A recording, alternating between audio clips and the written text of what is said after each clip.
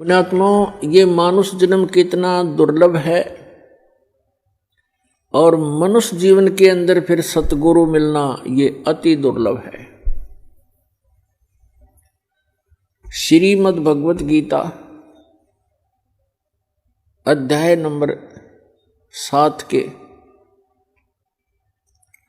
श्लोक नंबर 12 से लेकर 15 तक गीता ज्ञानदाता कहता है कि जो तीनों गुणों की भक्ति करते हैं, रजगुण ब्रह्मा, सतगुण विष्णु, तमगुण शिव जी, इस त्रिगुणमयी माया के द्वारा जिनका ज्ञान हरा जा चुका है, वो मेरी भक्ति भी नहीं करते। उनके बारे में कहा है कि राक्षस स्वभाव को धारण किए हुए मनुष्यों में नीच दूषित कर्म करने वाले मूर्ख मेरी साधना भी नहीं करते। ये कौन बोल रहा है? श्रीमद् भगवत गीता का ज्ञान ये काल बोल रहा है, ये ब्रह्म बोल रहा है, ये सरपुरुष बोल रहा है और श्री कृष्ण के शरीर में प्रवेश करके बोल रहा है प्रेतवत। फिर ये कहता है 7वें अध्याय के 16 से लेकर 16, 17, 18 3 श्लोकों में कहता है जो मेरी भक्ति करते हैं वो 4 प्रकार के होते हैं, अर्थार्थी, आर्थ, जिज्ञासु और ज्ञानी। अर्थार्थी तो वो होते हैं जो धन लाभ के लिए अनुष्ठान करते हैं, धार्मिक अनुष्ठान। तो जो ब्रह्म साधना है, इन 4 प्रकार के ब्रह्म साधना करते हैं, वो धार्मिक अनुष्ठान जो करते हैं वो वेदों के मंत्रों से ही करते हैं, वो किसी अन्य ग्रंथ का सहयोग नहीं लेते। वो जैसे जय गणेश देवा कहते, इस तरह की आरती वो नहीं करते। जो ब्रह्म साधक हैं वो 4 प्रकार के हैं, उनमें से अर्थार्थी और आर्थ और जिज्ञासु ये वेदों पर विश्वास करने वाले होते हैं। और चौथा ज्ञानी। अर्थार्थी तो ये है जो हर धन लाभ के लिए कोई अनुष्ठान करता है तो वेदों के मंत्रों से ही करता कराता है। ऐसे ही आर्थ जो संकट निवारण के लिए भी वेद मंत्रों को ही आधार मानता है, उनके आधार से अनुष्ठान करता है। जिज्ञासु वो होता है जो भगवान के लिए घर से निकलता है, जैसे भी उनको संत मिलते हैं उनसे ज्ञान ग्रहण करके स्वयं वक्ता पाक जाता है, अपना जीवन नाश कर जाता है। ये तीनों व्यर्थ कर दिए। चौथा जो बताया ज्ञानी, ज्ञानी उसे कहते हैं जिसको ये पता लग गया कि मनुष्य जीवन बार बार नहीं मिलेगा और मनुष्य जीवन का मूल उद्देश्य है आत्म कल्याण करवाना और मोक्ष प्राप्ति करना। और उनको ये भी ज्ञान हो जाता है कि मोक्ष प्राप्ति केवल समर्थ भगवान, उस कंप्लीट गॉड अल्लाहु अकबर की भक्ति करने से ही संभव है, अन्य देवताओं की पूजा से नहीं। तो गीता ज्ञानदाता कहता है कि वो ज्ञानी जो हैं वो मुझे अच्छे लगते हैं, उनको मैं अच्छा लगता हूं। फिर ये है क्योंकि वो मेरी भक्ति करते हैं ब्रह्म की, वो अन्य देवता में आस्था नहीं रखते। लेकिन फिर 7वें अध्याय के 18वें श्लोक में कहा है ये ज्ञानी आत्मा जिन्होंने ये सोच लिया कि मनुष्य जीवन बार बार नहीं मिलता, मोक्ष हुआ तो सफलता है इस मनुष्य जीवन की, अन्यथा नहीं है।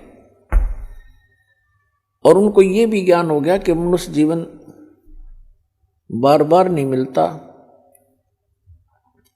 और मोक्ष के लिए केवल पूर्ण परमात्मा की भक्ति ही करनी होती है, अन्य की नहीं। तो इसमें क्या बताया है कि इन चौथी प्रकार के जो ज्ञानी हैं इनको चौथे अध्याय के 32 और 34 में वर्णित वो तत्वदर्शी संत ना मिलने से इन्होंने अपने आप वेदों का निष्कर्ष निकाल लिया। यजुर्वेद अध्याय नंबर 40 के मंत्र नंबर 15 में कहा है कि ओम कर्तु समर किलबे समर कर्तुम समर। ओम नाम का जाप काम करते करते सिमरण करो, विशेष कसक के साथ सिमरण करो और मनुष्य जीवन का मूल कर्तव्य जान के ओम का सिमरण करो। तो ये ओम नाम है ब्रह्म का, और उन्होंने गलती से मान लिया उस पूर्ण ब्रह्म का, कंप्लीट गॉड का, परम अक्षर ब्रह्म का। अब कहते हैं गुरु बिन वेद पढ़े जो प्राणी, समझे न सार रहे अज्ञानी। सतगुरु बिन काहू न पाया ज्ञाना, जो थोथा बुस छड़े मूड किसाना। सतगुरु बिन काहू न पाया ज्ञाना, और जो थोथा बुस छड़े मूड किसाना। गुरु बिन वेद पढ़े जो प्राणी, समझे न सार रहे अज्ञानी। अब ये जितने भी ऋषि महर्षि आज तक हुए हैं, ये कंप्लीटली अज्ञानी थे। इनको तत्वदर्शी संत वो गुरु नहीं मिले। जो यजुर्वेद अध्याय नंबर 40 के मंत्र नंबर 10 में कहा है, वेद ज्ञानदाता वही है जो गीता ज्ञानदाता ब्रह्म है, सरपुरुष है। उसमें लिखा हुआ है कि कुछ तो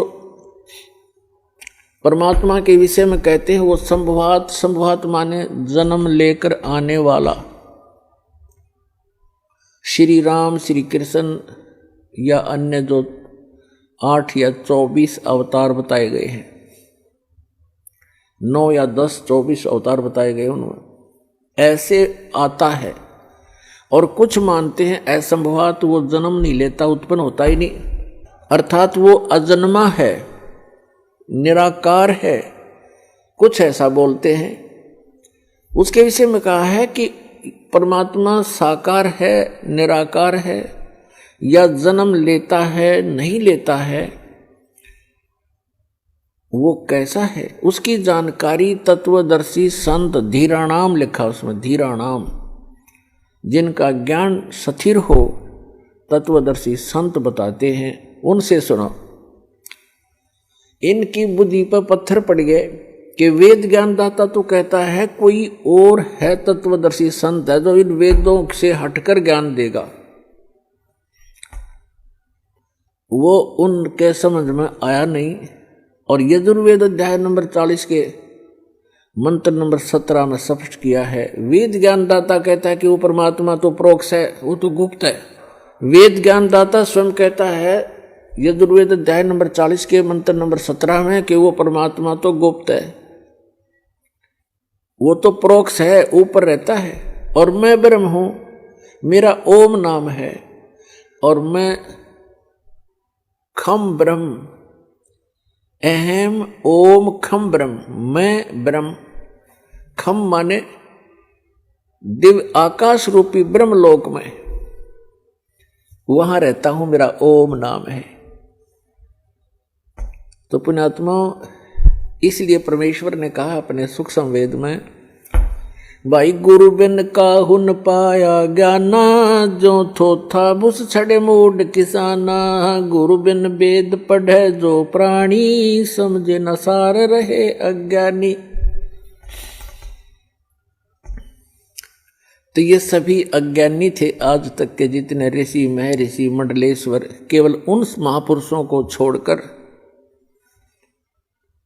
जिनको परमात्मा प्राप्त हुआ।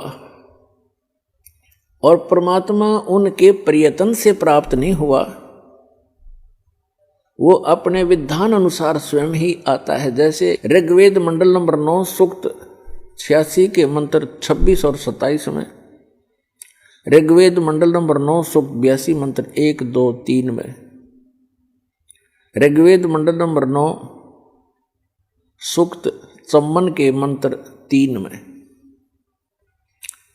ऋग्वेद मंडल नंबर 9 सूक्त 20 मंत्र 1 में, ऋग्वेद मंडल नंबर 9 सूक्त 96 मंत्र 16 से लेकर 20 में, ऋग्वेद मंडल नंबर 9 सूक्त 94 94 के मंत्र 1 में, ऋग्वेद मंडल नंबर 9 सूक्त 95 के मंत्र नंबर 2 में, ऋग्वेद मंडल नंबर 9 सूक्त 1 मंत्र 8 और 9 में, और भी अनेकों स्थानों पर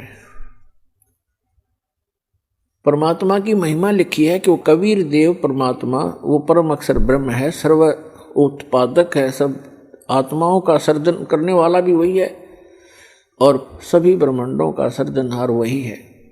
और वो ऊपर के लोक में रहता है, ऊपर के लोकों में रहता है, सबसे ऊपर के लोक में रहता है, वहां से गति करके आता, अच्छी आत्माओं को मिलता है, उनको उपदेश देता, तत्व ज्ञान सुनाता है और वो कवियों की तरह आचरण करता है और अपने मुख कमल से ऊंचे स्वर में बोल बोल के ये तत्व ज्ञान की अमर वाणी लोकोक्तियों के माध्यम से, कविताओं के माध्यम से, शब्दावलियों के माध्यम से बोल बोल कर सुनाता है।